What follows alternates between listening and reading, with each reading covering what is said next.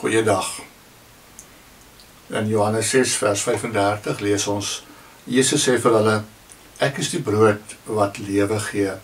Wie na my toe kom, sal nooit weer honger word nie, en wie op my vertrou, sal nooit weer dors kry nie. Brood is daarom een van die voedselsoorte wat van altyd af nog steeds gewild bly. Kyk maar net in 'n supermark hoe baie verskillende soorte brood daar is.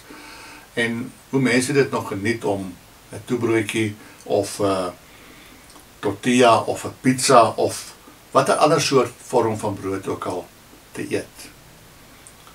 Met die gesondheidsbewustheid die laaste aantal jare het brood so bietjie ongewild geraak by mense. En tog is dit nie heeltemal uitgesluit nie.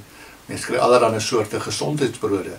Jy kry selfs nou al glutenvrye brode van sade gemaak vir mense wat een of ander allergie vir gluten het. Ja, brood is eintlik maar 'n ander woord vir kos.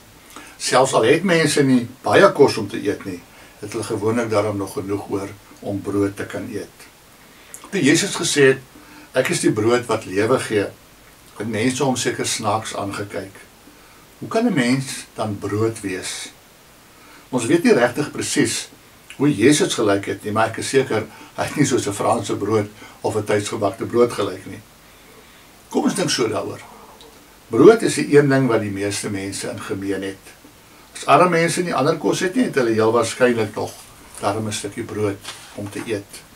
Ryk mense wat alles het, wat hulle harte begeer, eet ook gewoonlik brood. Selfs al is jy glutenweerstandig, kan jy nog steeds glutenvrye brood eet. Brood is belangrik om te kan lewe. En nesbrood is Jesus noodsaaklik om te kan lewe. Die gevoel van honger vir iets soos brood is iets wat God in ons liggame ingebou het, om ons te herinner om te eet.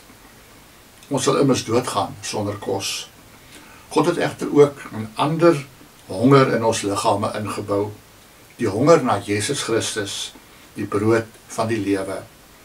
Daardie honger kan slegs gestil word deur 'n persoonlike verhouding met Jesus te hê, om te bid, Bybel te lees en ons vertroue in hom te plaas.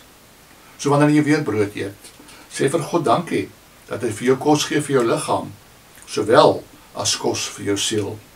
Jesus, die brood van die lewe. Kom ons bid saam. Dankie Jesus, dat U nie net vir my brood gee om te eet nie, maar ook dat U Uself vir ons gee, die brood van die lewe.